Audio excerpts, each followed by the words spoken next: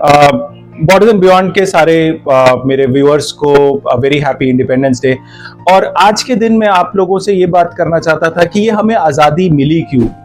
वो नहीं जो हमने टेक्स्ट बुक्स में पढ़ा, जो हमारे सीबीएसई, एनसीईआरटी और हमारे स्टेट बोर्ड्स ने पढ़ाया, वो लोग हमारे प्रिंसिपल आर्किटेक्ट नहीं थे। और मेरे बहुत फ्रेंड्स, बहुत व्यूअर्स का मुझे मैसेजेस पर्सनल आते थे कि why don't you talk about what were the top reasons why we got independence. And आज मैं वही एक इमोशनल बात करना चाहता हूँ। एंड that topic that I have in mind is the Royal Indian Navy Mutiny. Navy Mutiny was something that happened in February 1946. लेके चलता हूँ मैं आपको 80 साल पहले की बात है। 80 साल पहले what were the main big powers? The main big powers was England, a declining superpower, but उनकी एक बहुत शानदार बड़ी आर्मी और बहुत ही अमेजिंग नेवी थी। And that navy was stretching all the way from Karachi, which was part of India. Obviously, we're talking about pre-partition days, and all the way from Karachi to Mumbai, Mumbai se Madras, Madras se Visakhapatnam, Calcutta, and Singapore and beyond. So वो इतनी विशाल army थी। And what happened after World War II was कि UK की जो economy थी वो बहुत ज़्यादा स्ट्रेन हो गई थी because of the war. And this is what wars do. War एक इकोनॉमी को चूस लेती है, सब कुछ उसका काम खत्म कर देती है। So what happened, and plus on top of it उनका जो पर्पस था, क्योंकि इंडियन नेवी जो थी, अगेन ब्रिटिश इंडियन नेवी जो थी, रॉयल इंडियन नेवी, एंड जो उनकी ब्रिटिश आर्मी थी, जिसमें प्रिडोमिनेंटली सिग्निफिकेंट लोग, हमारे 80% 90% लोग इंडियन ओरिजिन के थे। तो obviously British did what Britishers are good at, which is divide and rule. उन्होंने डिसाइड किया कि अब इनकी सर्विस की हमें जरूरत नहीं है, इनको कोई इंसेंटिव्स, कोई पेंशन देने का कोई हमें फायदा नहीं है।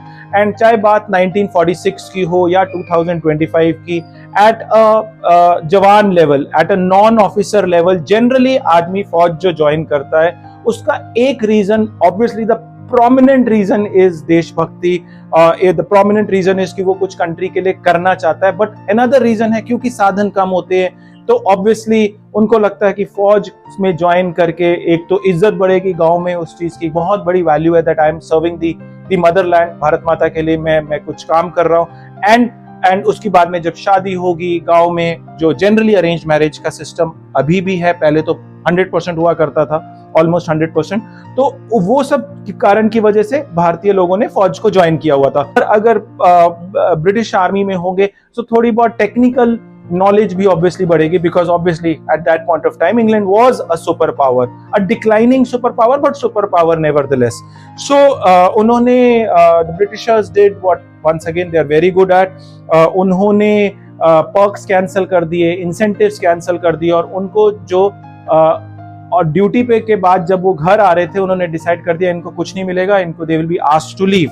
एंड ऑब्वियसली रेसिज्म तो था ही, एक तो because of our colour, which is the prominent reason, because we are not white, we are not Europeans, our way of life is different, our way of thinking, we are very family oriented, हमारे में वो सारी जो factors थे जो वो कहते। And the number one reason was our religion, which is completely different. We were predominantly Sanatan Dharmi, which is Hindus and Sikhs, and to a smaller extent Muslims as well. So which is totally different from the West, which is predominantly Christians.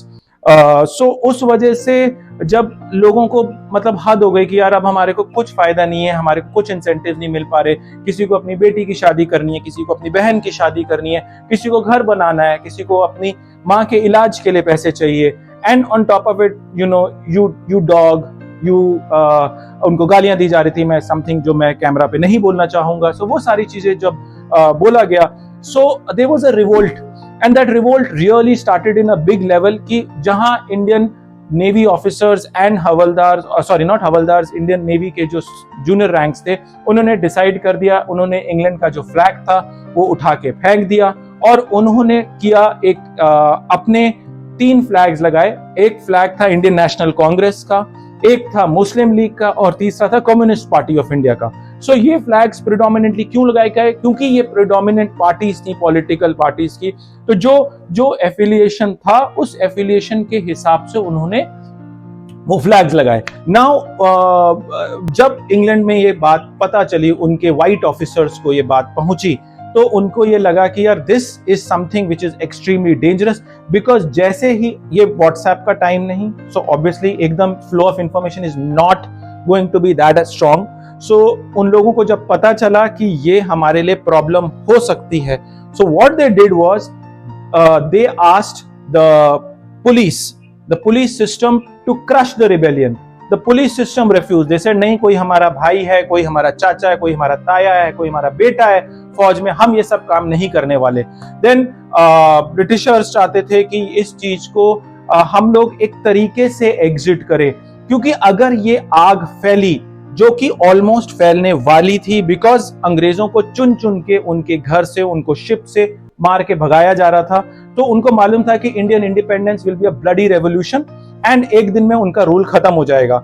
And this is something what they never wanted. They always wanted India to be a weak jelly state, partitioned हो, जिसमें prominent areas जैसे हैं हमारा जो waste of India है, which is now called Pakistan, west of Punjab, वो एक अलग बन जाए, एक बांग्लादेश एक अलग, बाद में entry eight that point of time east Pakistan था, वो अलग हो जाए. उनके वो मंसूबे जो हैं, वो मंसूबों को एक मेजर सेटबैक पहुंच सकता था. So what they did was, उन्होंने अपने जो लॉयलिस्ट हैं, and this is something which is going to be slightly painful and take it with a pinch of salt. उनके जो लॉयलिस्ट हैं, तो which is Gandhi, which people से is the father of our nation, तो उनको उन्होंने बोला कि we need to resolve this. And Gandhi through his set of people, unfortunately one of them was Sardar Vallabhbhai Patel, which later on became the Iron Man of India, but predominantly Gandhi used Patel to stop this rebellion, and Patel went ahead and spoke to them. They said that if आप surrender करोगे, अगर आप surrender करते हो अभी, तो मैं आपके ऊपर जो भी म्यूटिनी के चार्जेस हैं वो सारे खत्म हो जाएंगे. So, because Vallabhbhai Patel was a very senior Congress leader, a lot of Indian Navy people decided to let go of the revolution. Revolution उन्होंने रोका, और फिर हुआ जिसका अनफॉर्चुनेटली बहुत लोगों को पता था, और वही हुआ.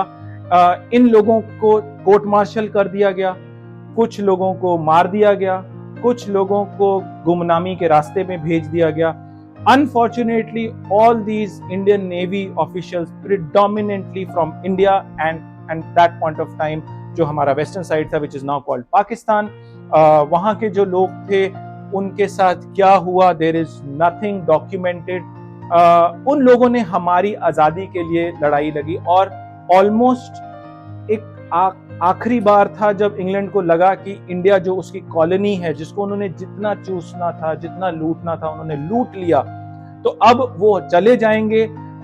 बट अनफॉर्चुनेटली इन लोगों के साथ एक बहुत बहुत बुरा सलूक किया गया. We really don't know where they are. Unfortunately उनके बारे में कोई डॉक्यूमेंट अगर थे तो जला दिए गए और डिस्ट्रॉय कर दिए गए. उनके वाइफ्स, उनके बच्चे, अब तो obviously lot most of them would have passed away, but उनके ग्रैंड किड्स का क्या सिचुएशन है हमें नहीं मालूम.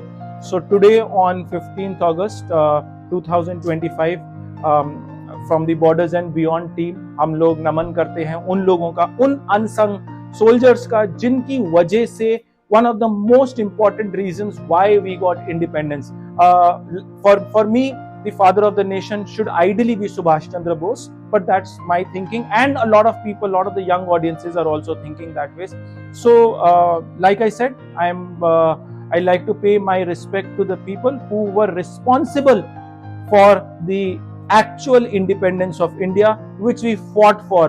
और हमें आज़ादी बिना कड़क, बिना ढाल से नहीं मिली. हमने खून बहाया, हमने पसीना बहाया कुछ अपनों का, and this is something that we must not forget. That's all at this point of time. Once again, on behalf of Borders and Beyond, the entire team of mine, I like to wish all my viewers a very happy Independence Day. Enjoy the rains, enjoy this freedom that we have, and India is still in a similar tight situation. We know what the West is doing at this point of time. China used its missiles against us using Pakistan. So ready to serve the country. Let's not say I'll not do anything because the ministers are corrupt. We should ask this question, what can we do for the country, that's very important. हम क्या कर सकते हैं? मंत्री ने जो करना है वो तो अपना सामान लेके स्विट्जरलैंड अपना ब्लैक मनी लेके चले जाएंगे, चाहे वो इंडिया के हों, चाहे वो पाकिस्तान के हों, चाहे वो कहीं किसी भी कंट्री के हों, वो चले जाएंगे। बट आप हैं, मैं हूं, मेरे फोर फादर्स, वो यहीं पे उनका अंतिम संस्कार हुआ, इसी धरती पे हुआ, एंड मेरा भी यही होगा, मेरे भी आगे होगा सबका। So we should always remember what we can do for our country. Thank you. Jai Hind and Bharat माता की जय।